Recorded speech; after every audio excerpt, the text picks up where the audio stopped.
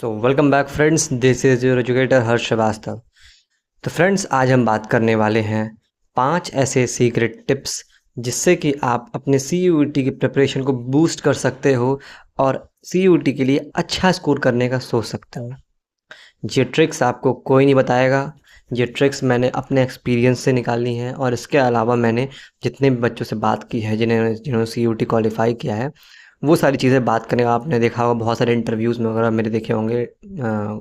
BHU के बच्चों से मैंने बात की है जो कि BHU में पढ़ रहे हैं। चैनल पे आप देख सकते हो, बहुत सारे वीडियोस मैंने बनाए हुए हैं। BCom का अलग, BSc का अलग, BSc मैथ्स बायो अलग, उसके अलावा BTech dairy and food technology का भी मैंने बनाया हुआ है। तो आप जाके देख सकते हो उन सारे वीडियोज़ को। और उन सारे वीडियोज़ को बनाने के बाद मुझे एक चीज़ समझ में आई है, 4-5 चीज़ें मैंने ढूंढ के निकाला है, वो चीज़ें मैं आपको बताने जा रहा हूँ। सबसे पहला काम, प्रिपेयर योर बोर्ड्स।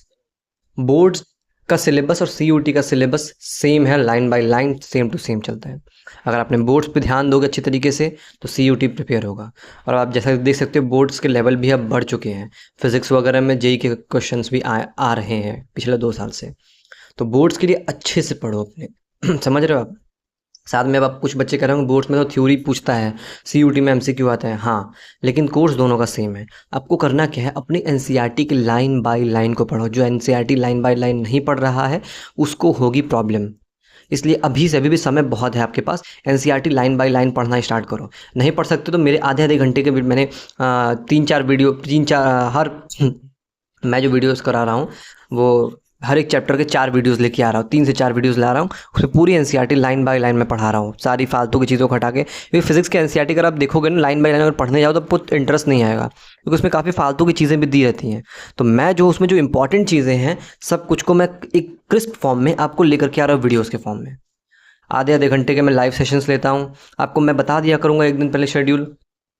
तो अगर आप लोग का कमेंट आता है अच्छा खासा, तो मैं शेड्यूल आपको बता दिया करूँ मैं लाइव कब लूँगा। लाइव में भी आप जुड़ सकते हो, नहीं तो मेरे वैसे वीडियोस आप जाकर देख सकते हो। मैं NCERT के लाइन बाय लाइन को पढ़ा रहा हूँ। अभी तक मैंने 3 चैप्टर खत्म किए हैं, चौथा चैप्टर शुरू होने वाला है कल से। कल मतलब 18 अक्टूबर से शुरू करने वाला हूँ मैं।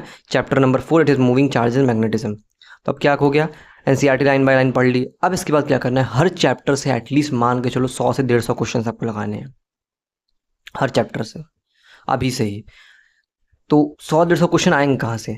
आप चाहो तो यूट्यूब पे भी आपको, अगर आप कोई बुक परचेज़ कर सकते हो तो ठीक है, नहीं तो नहीं कर सकते हो अगर, तो आपको यूट्यूब पे बहुत सारे लेक्चर्स मिल जाएंगे मेरी। या प्रीवियस ईयर के वीडियोस अगर उठा के देखो, जो मैंने प्रीवियस ईयर पढ़ाया हुआ है उसको भी उठा के, उसको भी अगर आप प्रैक्टिस करते हो तो कोई दिक्कत नहीं है।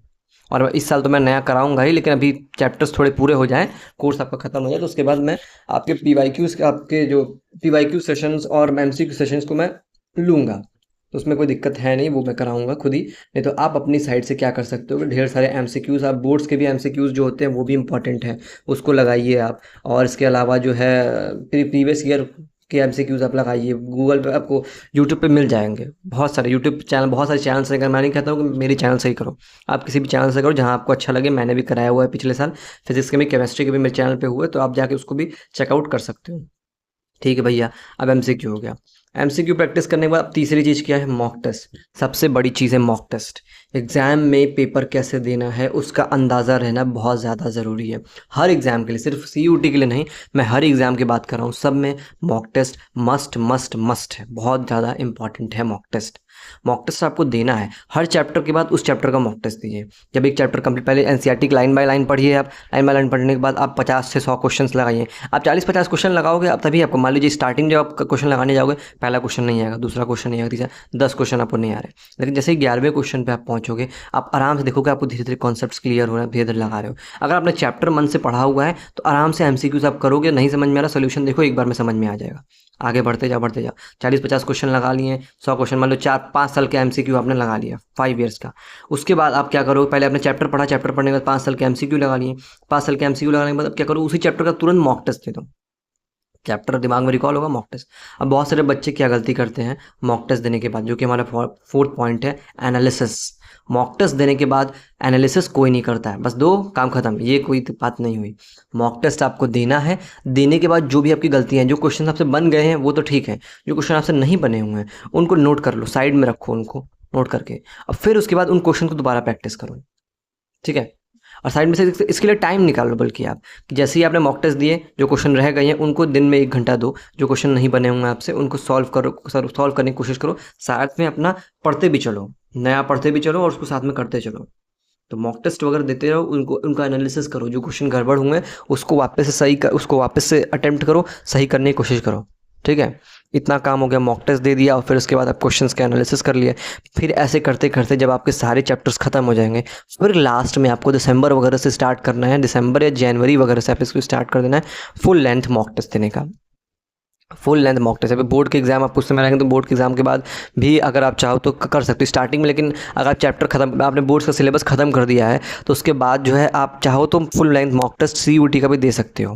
नहीं तो फिर आपके पास जो है CUT के बाद 1 महीने का टाइम रहता है, तो उस समय प्रेशर थोड़ा ज़्यादा पड़ जाता है। तो अभी से आप प्रैक्टिस करते रहोगे तो ठीक रहेगा। पहले आप धीरे धीरे चैप्टर वाइज करो, चैप्टर वाइज देने के बाद जो है आप जो है फुल लेंथ मॉक टेस्ट दो। फुल लेंथ मॉक टेस्ट देने के बाद आपके पास एग्जाम में कैसे आपको पेपर करना है उसका पूरा पूरा अंदाज़ा लगेगा। एक बात और है, आप पेपर को सुबह भी दो और शाम के टाइम भी दे सकते हो।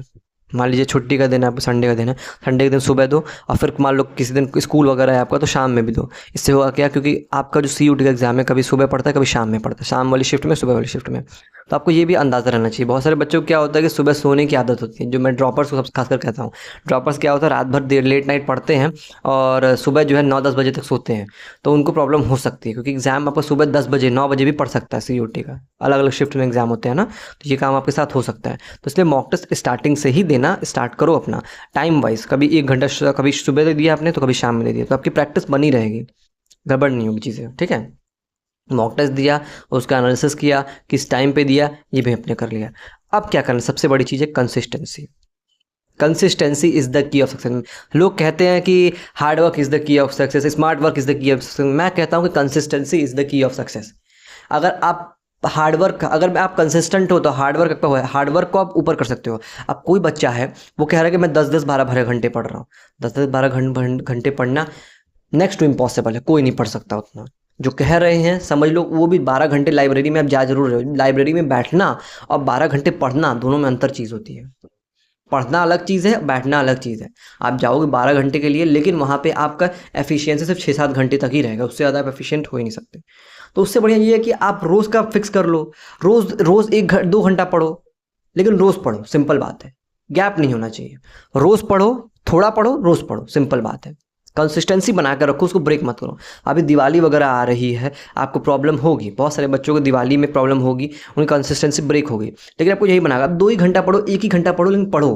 कंसिस्टेंसी ब्रेक नहीं होनी चाहिए। अगर आप कंसिस्टेंट हो तो अपने आप जो है आपका वो हार्ड वर्क स्मार्ट वर्क सब बन जाएगा। वो आप कॉन्सेप्ट्स वीक है, आप ट्राई करके देखो। आप 1 हफ्ता अगर कंसिस्टेंसी पढ़ रहे हो, कंसिस्टेंटली 1 हफ्ता भी पढ़ रहे हो, तो आप देखो धीरे धीरे धीरे धीरे आपका सिलेबस कवर होते जाएगा, आपके ऊपर से बर्डन कम होते जाएगा। लेकिन पर डे आपको देना पड़ेगा 1 घंटा।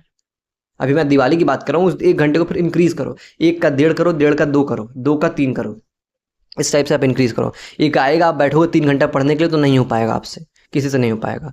तो पहले क्या करो, अगर आप अभी भी पढ़ना स्टार्ट नहीं किए हो तो पहले 1 घंटा का टाइम बनाओ, 1 घंटा रोज़ पढ़ना है। 1 हफ्ते तक आपने 1 घंटे पढ़ा है, 1 घंटे का फिर उसको 1.5 घंटे करो, 1.5 का 2 करो, 2 का 3 करो, इस टाइप से करो। लेकिन कंसिस्टेंट रहो भैया, कंसिस्टेंट नहीं रहोगे, आज आपने 4 घंटे पढ़ लिए, अगले 3 दिन तक आप एक घंटा भी नहीं पढ़ रहे हो, तो ये गड़बड़ चीज़ है। आपको कंसिस्टेंट रहना ज़रूरी है, ठीक है। ये थी आपकी 5वीं टिप्स, आई थिंक 5वीं टिप्स आपकी हो गई है। एक और टिप इसमें ऐड कर देता हूँ, जो कि सबसे बड़ी चीज़ है, अपनी हेल्थ। हेल्थ का ध्यान बहुत ज़्यादा ज़रूरी रखना। हेल्थ अगर ख़राब हुई तो बहुत प्रॉब्लम होगी, ठीक है। मैंने बहुत लोगों को देखा जो कि ब्रिलियंट थे पढ़ने में, लेकिन लास्ट मोमेंट पे उनकी हेल्थ की वजह से उनका पूरा सब कुछ ख़राब हो गया। इसलिए हेल्थ का ध्यान रखो, सुबह उठो। जो ड्रॉपर लोग खासकर उनको मैं बोल रहा हूँ, जो स्कूल जाते हैं बच्चे वो तो मान लीजिए एक्टिव रहते हैं, स्कूलिंग वाले हैं तो वो रेगुलरली स्कूल वगैरह जाते हैं। जो ड्रॉपर है उनको मैं कहूँगा कि वो लोग दिन भर पढ़ते रहते हैं, दिन भर घर में पड़े रहते हैं, तो उनको मैं बोलूँगा सीधी बात, सुबह उठो, थोड़ा वॉक पे जाया करो, आधे घंटे के लिए 1 घंटे के लिए वॉक पे जाओ, थोड़ी देर के लिए, थोड़ी देर सुबह उठो, जल्दी उठने की कोशिश करो।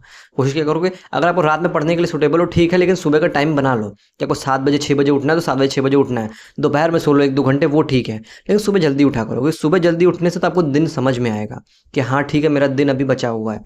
लेकिन अगर आप लेट से उठ रहे हो सुबह ना, तो आपको लगेगा आधा दिन तो ऐसे ही खत्म हो गया, आपको दिन छोटा लगेगा। तो इसलिए सुबह जल्दी उठने की कोशिश करो, भले रात में 1-2 बजे तक पढ़ो, लेकिन सुबह 7 बजे तक उठ जाओ। दोपहर में 2 घंटे सो लो, वो ठीक है। सुबह जल्दी उठने का प्लान रखो, सुबह जल्दी उठो, वॉक पे जाओ, थोड़ा सा टहल लो इधर उधर, ठीक है।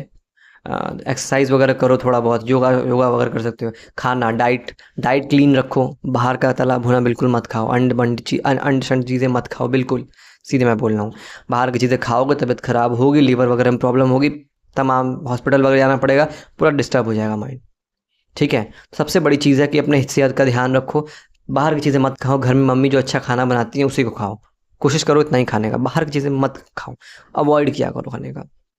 अभी दिवाली आ रही है, अपनी पढ़ाई को कंसिस्टेंट रखो, खाने पीने पे ध्यान रखो, बाहर की चीज़ें मत खाओ, एंजॉय करो, घूमो फिरो ज़रूर, लेकिन लिमिटेशन के साथ पढ़ाई को भी ध्यान दिए रहो।